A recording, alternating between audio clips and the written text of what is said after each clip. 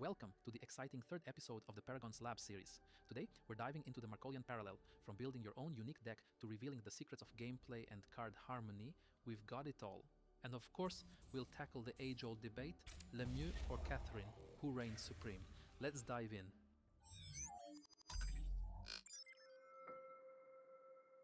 Welcome to the world of Markolian, a parallel known for its bold early game dominance.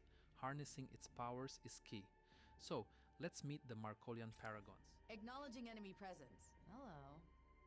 First up, we have the Armored Division HQ, but it's not seeing much action currently.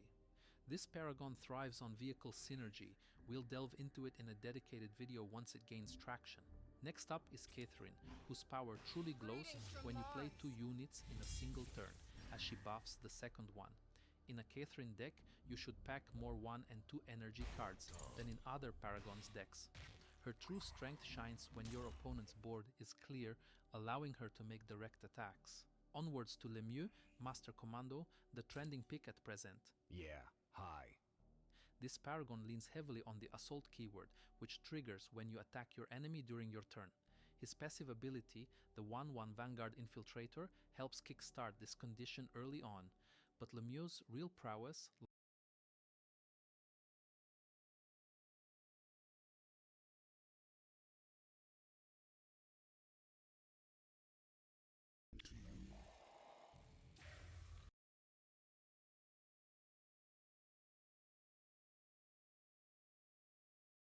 Yeah, hi. Welcome to the exciting third episode of the Paragon's Lab series. Today, we're diving into the Markolian parallel, from building your own unique deck to revealing the secrets of gameplay and card harmony. We've got it all. And of course, we'll tackle the age-old debate, Lemieux or Catherine, who reigns supreme. Let's dive in. Into the hydraulic. Welcome to the world of Markolian, a parallel known for its bold early game dominance. Harnessing its powers is key. So, let's meet the Markolian paragons. Acknowledging enemy presence. Hello. First up, we have the Armored Division HQ, but it's not seeing much action currently. This paragon thrives on vehicle synergy. We'll delve into it in a dedicated video once it gains traction. Next up is Kathari, whose power truly glows when you play 2 units in a single turn, as she buffs the second one.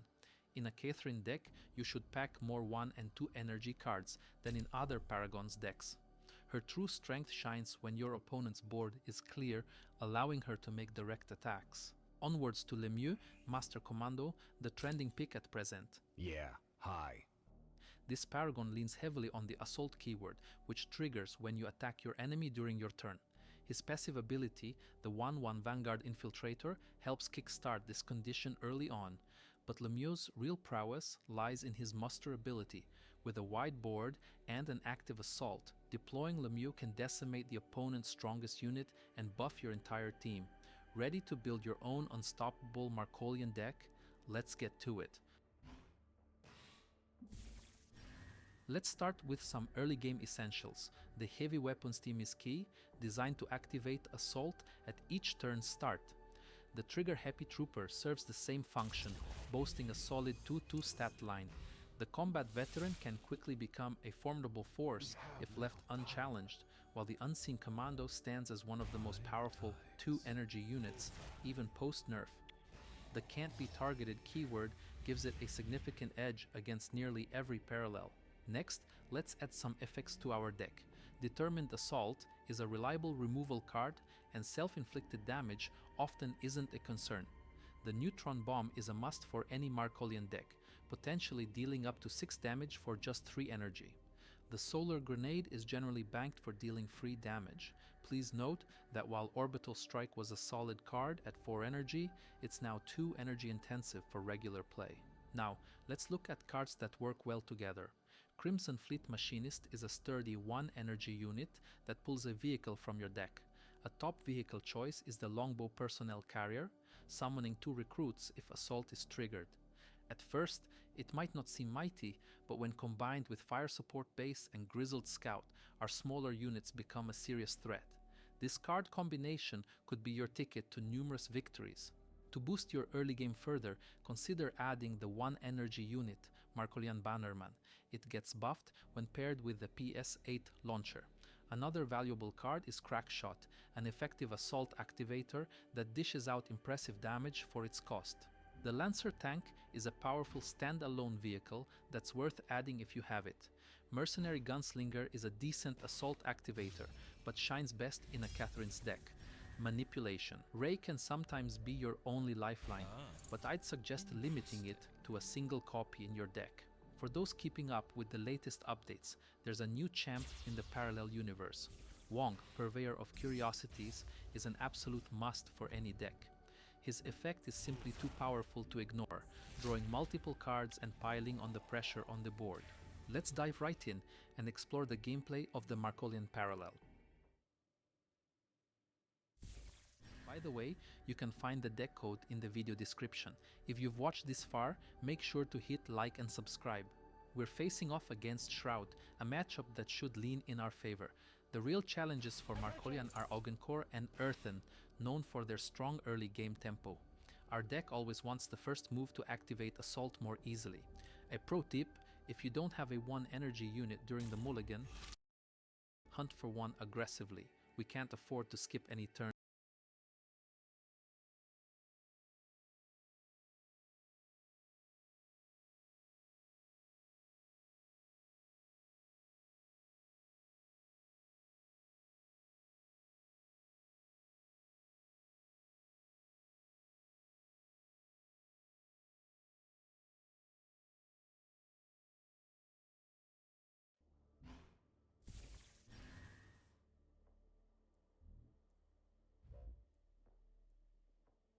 Approaching.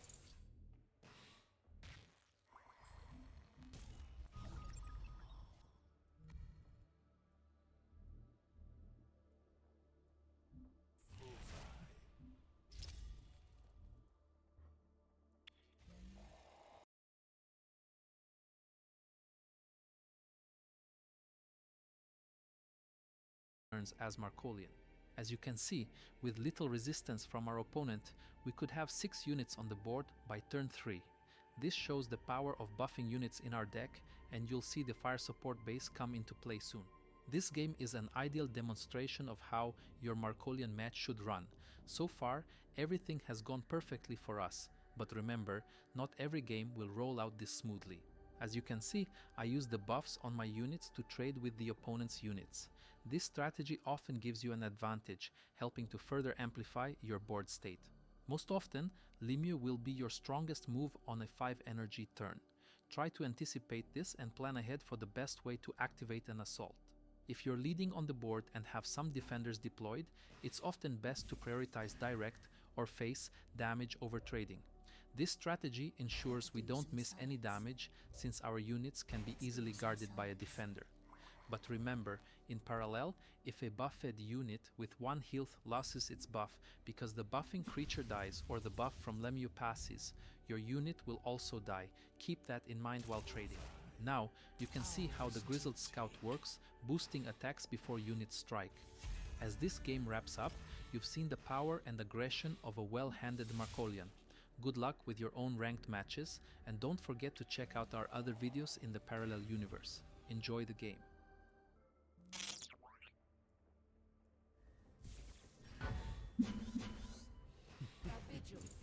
A lovely day, no?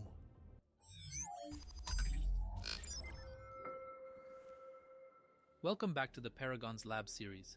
Our aim in these videos is to equip you with the know-how and resources to master the parallel universe. We're here to guide you in crafting your own winning strategies and decks. Today, we're delving into the Earthen Parallel, focusing on a paragon with the most impressive mustache in the game, Gafar, the Arbiter of Earth. Let's dive in. Before we dive into the cards, let's get to know Gafar better. The text on his card reads, "After Gafar defends, the attacker gains Pacifist." You should already be familiar with the Defender keyword. It means this card can block your opponent's attacks. The Pacifist keyword is new. It means the card can only defend and not attack. But remember, if a Pacifist card doesn't have Defender, it can't defend either. So, it mostly just sits on the board, not doing much. Gafar's passive ability gives all your friendly units a boost of +1/+1 every time a unit becomes a pacifist. This makes Gafar a powerful paragon, capable of quickly escalating the game in your favor. Earth becomes a pacifist. It mostly just sits on the board, not doing much. Gafar's passive ability gives all your friendly units a boost of +1/+1 every time a unit becomes a pacifist. This makes Gafar a powerful paragon, capable of quickly escalating the game in your favor. Earthen boasts some of the best one-drop cards in the game. Grove Guardian is an ideal target for buffs, with stats that make it tough for opponents to remove.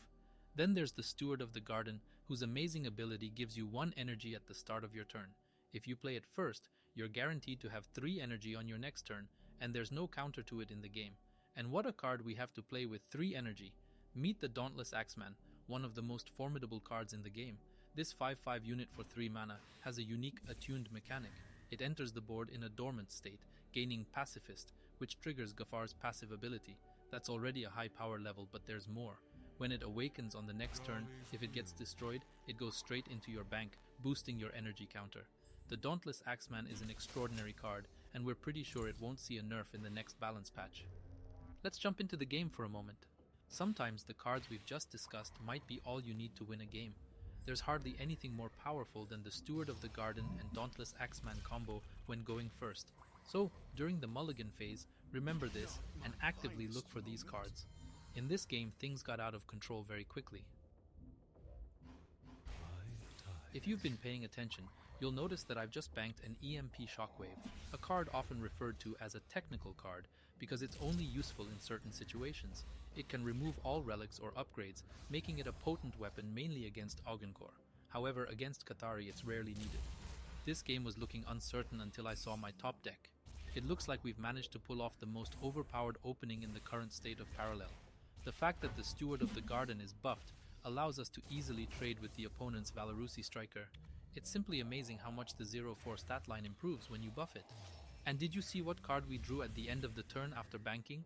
A second Dauntless Axeman just seals the deal, making it impossible for Kathari to find a way out. Our opponent played the Cunning Scipion, a threatening early game card, but it's no match for us in this situation. We play Grove Guardian, then another Dauntless Axeman, which gives a massive +4/+4 buff to all our units. Game over, on to the next one. That Stand seems bad. for blade. Ah, another test subject. Let's see how this goes. Let's try something else. Let's indeed switch gears and check out other low energy cards we'd like in our deck. Aurora Fungi has a great synergy with our 1 energy units, boosting their power in the early game. Mizra Loyalist might not seem like the strongest early game card, but its Retaliate effect allows it to scale quickly for some powerful turns later in the game. Cleanse the Earth can have a potent impact when used correctly. Did you know that when you target opponent paragons, they can't return to the hand? That's right, it works the same way with any kind of tokens. What an amazing card! Virulent Spores deserves its own spotlight. This card introduces a new keyword, Decay. At the start of your turn, units with Decay and any unit adjacent to it take 1 damage. Virulent Spores applies Decay to all units on the board, making it a powerful tool for dealing with wide boards. The damage from Decay stacks, so units on the left and right will receive 2 damage, while everything in the middle will take 3. Just look at the current board state. Our opponent has 5 units, most with 3 health. We play Virulent Spores and watch the damage trigger at the start of their turn. Interestingly, our Mizra Loyalists actually benefit from the Decay damage, as it only makes them stronger. In an instant, the board state has tipped overwhelmingly in our favor. Change of Heart is a strong card to have against larger units. Plus, we get a buff while playing a removal effect. Isn't that fantastic? Soleya, Disciple of Gafar, also has a potent ability that helps remove opponents' threats, but it often requires having a larger unit on the board. Watch how it works in this scenario. My opponent just removed one of my strongest units for free. Sower of Unrest ability can sometimes be useful for us, but be cautious when removing Pacifist from the opponent's units. Battle-Hardened Warrior has a very solid stat line, making it a desirable addition to our deck. And while it might sound repetitive, Black Market Fixer is currently a must-have card in any deck. Formidable Presence is a unique card that lets you transform 3 banked cards into 2/2 Bulwark Seeds, which are indestructible and have Defender. The only way to eliminate these pesky tokens in the game is by banishing them with Shroud. Take a look at how potent this card is. Our opponent has a wide board, but they can't break through the seeds since they can defend against any attack and survive. Meanwhile, we have enough damage from our units to secure victory in the next turn. Formidable Presence truly is a powerful finisher card, but be cautious, as these seeds will return to the bank on the next turn, leaving you with less energy to spend. Gaia's Call is a cornerstone relic of our deck. 3 turns after playing Gaia, you can play all the units you've banked for free. For just 5 energy, the value of this card is astounding. Let's see how many units I can deploy on the board in this game, but do watch out for relic removals, as they're cheaper than Gaia's Call, and you lose tempo when playing it. Additionally, the Battle Ready effect makes this card a potent finisher. You can readily set up a 2-turn lethal, especially when combining it with Formidable Presence. This card might be tough to acquire, but it's absolutely worth it. Tain and Jonah are powerful cards that pose a significant threat to your opponent. However, if you're planning to win with Gaia's Call, these units are your best options to bank. And let's not forget Gaffar's favorite card. The pipe stands before a blade. Gaffar's Peace Pipe is a potent relic that becomes incredibly useful once you have some units on the board. Even the smallest Grove Guardian can become a serious threat once the pipe's counter reaches 6 and all units lose pacifism. And now, you should be prepared to harness the power of nature yourself.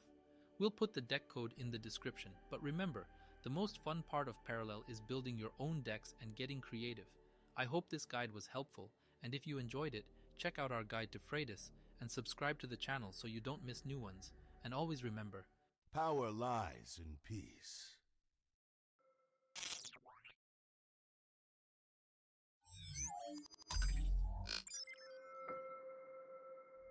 hello and welcome to the launch of Paragon's Laboratory, your ultimate guide to the thrilling universe of Parallel. If you've just set your foot in the beta, you're in the right place. Our mission with this video series is to arm you with the knowledge and tools to navigate and conquer the Parallel universe, helping you build your own strategies and decks. Today, we're embarking on a journey with the Kathari Parallel, an ideal starting point for beginners. We'll explore powerful synergies, beginner-friendly strategies, and much more. Ready to kickstart your adventure in Parallel? Let's dive right in. In this video, we'll be building a deck around one card, Freydis, Echelon Kingpin. This card is a powerhouse with a potent muster ability that triggers upon play, enabling you to draw 4 cards, inflict 4 damage, buff a unit, gain health, and even bring back a wasted unit to the board. The twist? Your deck must be entirely composed of universal cards. If you're a newcomer and wondering what universal cards are, don't fret. These are simply cards that can be utilized by any Parallel. Building this deck will familiarize you with these cards in a snap, making it an excellent starting point for beginners. Our deck will be set in the Kathari Parallel. This parallel showcases the formidable Scipius Magnus Alpha Paragon, which harmonizes perfectly with the muster ability. This card triggers the muster abilities of all friendly units randomly when played, letting you maximize the potential of your deck's muster cards. On top of this, Scipius boasts a powerful passive ability, summoning a 1/1 unit each time you bank a unit. Let's kick off with our early game cards. We need these to control the board from the get-go. The Mercenary Gunslinger and PS8 Launcher are great for tackling early threats and are favorites in many decks. The Vengeful Ally pairs well with tokens from our Paragon's passive ability, while the Defender ability makes the Stoic Sellsword a versatile card for any game stage. The Saboteur is our secret weapon against relics. If our rival doesn't use relics, we'll keep this card on standby. Lastly, we have the Inspiring Teacher, a tough card to fully remove thanks to its Aftermath keyword. These cards form our deck's backbone, and I recommend adding 3 of each if available. We also have some great alternatives you might fancy trying. Let's check them out. The Defiant Clone and